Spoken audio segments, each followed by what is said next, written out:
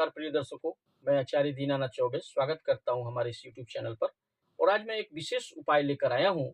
जो 18 दिसंबर दिन बुधवार को पुष्य नक्षत्र पर माता पिता या बच्चे बस यहाँ रख दें, एक मुट्ठी हरा मूंग, जल्दी शादी होगी।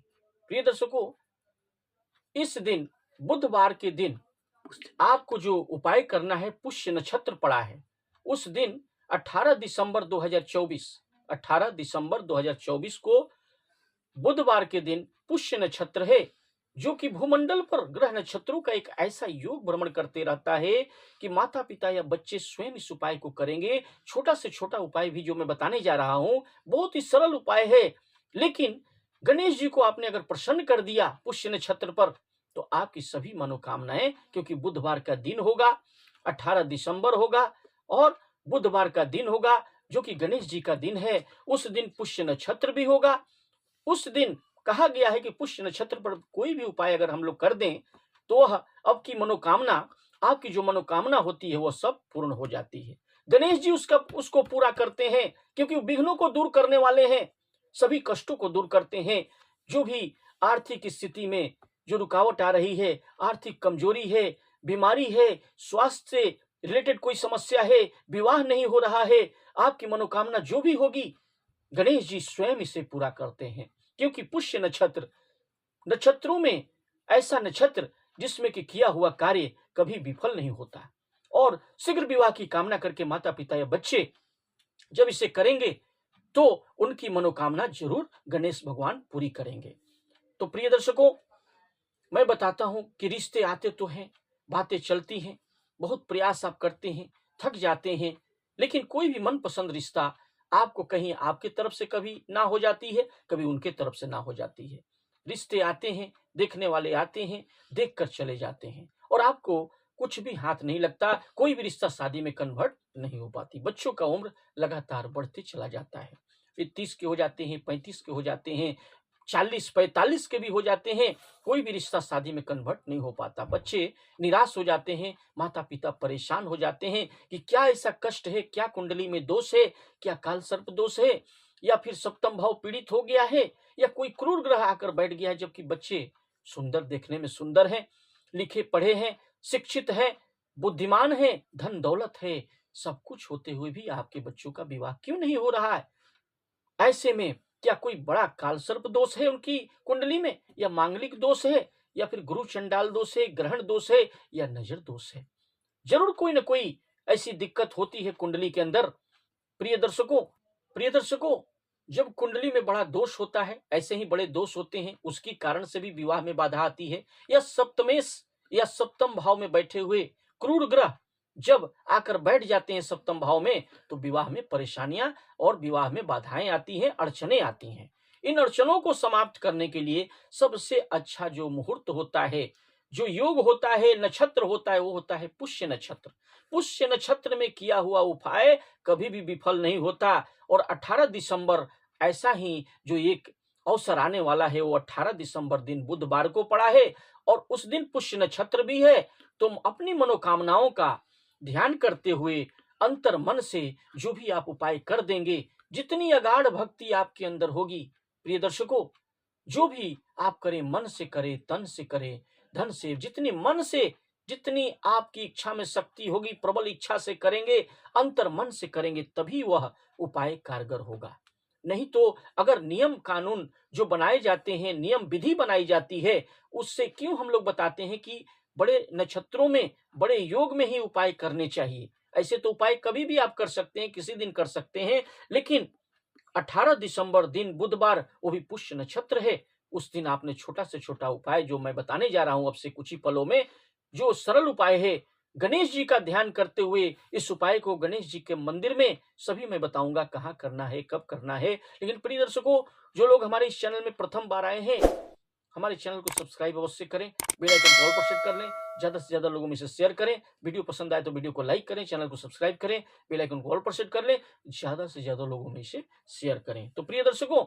18 दिसंबर दिन बुधवार के दिन, पुष्य नक्षत्र वाले दिन, आपको सुबह सुबह उठ जाना है, जग जाना है, नहा धो के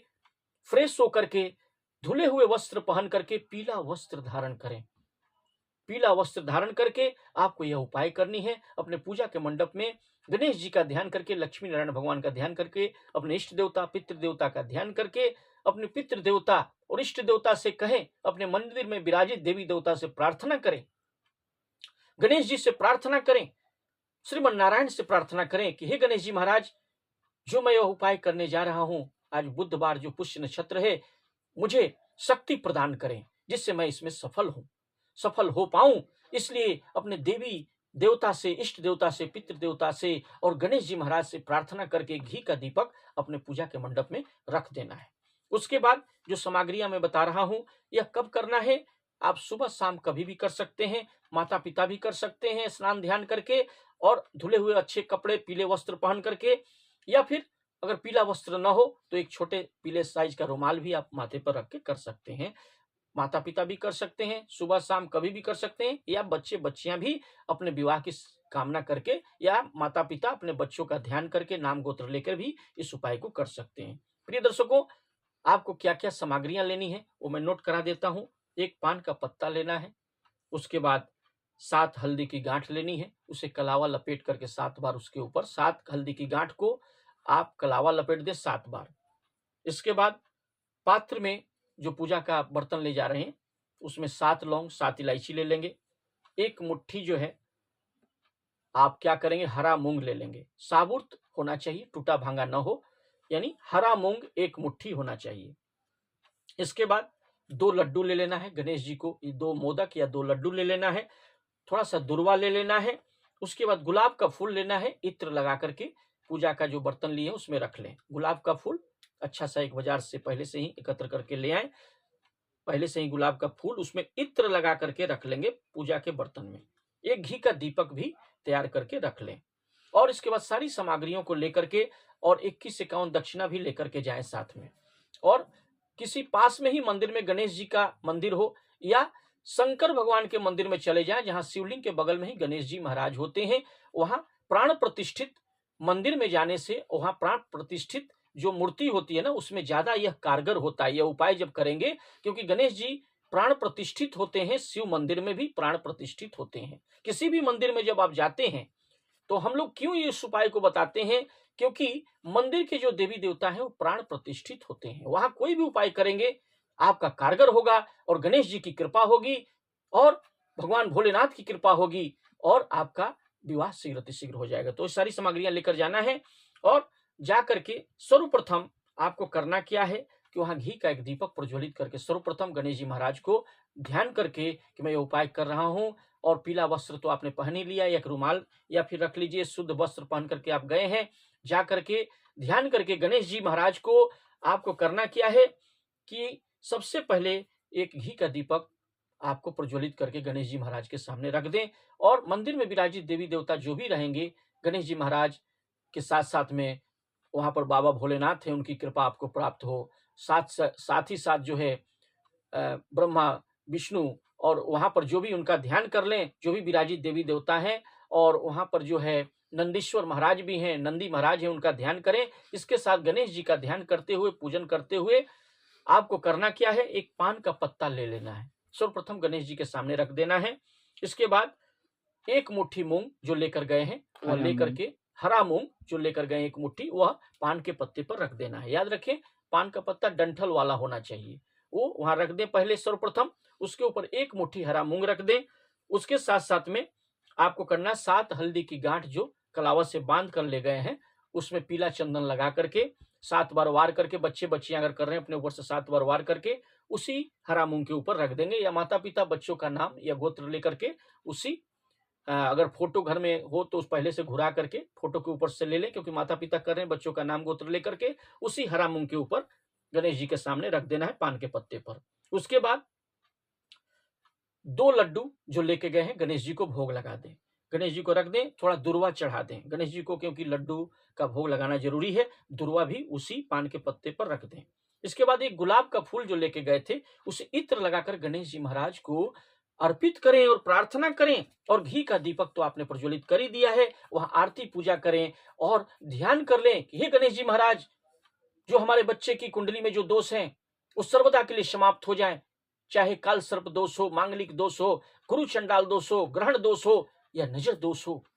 कुंडली अगर बंद गई है, ऐसी स्थिति भी आ जाती है, क्योंकि गणेश जी विघ्नों को दूर करने वाले हैं।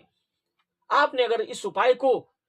18 दिसंबर बुधवार पुष्य नक्षत्र में कर लिया, गणेश जी का ध्यान कर लिया, तो गणेश जी की कृपा हो जाएगी और सारे विघ्नों को गणेश जी दूर कर देंगे और आपके बच्चे बच्चियों की शादी शीघ्र हो जाएगी। वहीं बैठ करके मंदिर में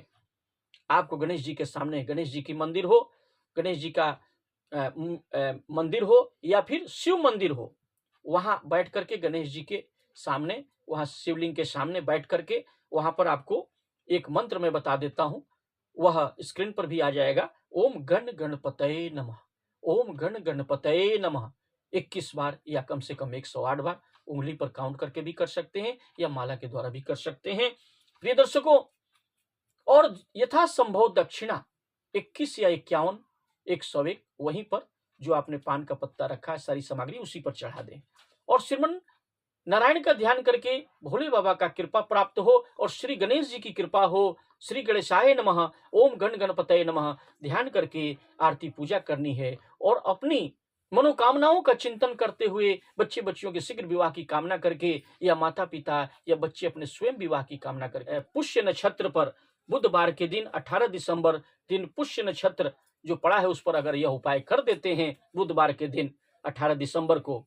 तो यह मान के चलिए 100% रिश्ता पक्का होगा और आपके बच्चे बच्चियों की शादी शीघ्र हो जाएगी। तो प्रिय दर्शकों, वीडियो पसंद आए तो वीडियो को लाइक करें, चैनल को सब्सक्राइब करें, बेल आइकन को ऑल पर क्लिक कर लें, ज्यादा से ज्यादा लोगों में शेयर करें। कुंडली विश्लेषण के लिए हमें अपने बच्चों का नाम, डेट ऑफ बर्थ, जन्म का समय, जन्म का स्थान लिखकर अवश्य भेजें। मैं बता दूंगा आपके बच्चे बच्चियों की शादी कब होगी, किस दिशा में होगी, कितनी दूरी पर होगी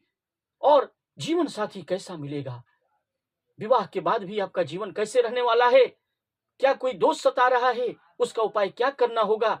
और क्या लव मैरिज होगी कि अरेंज मैरिज होगी, सारे प्रश्नों के लिए हमें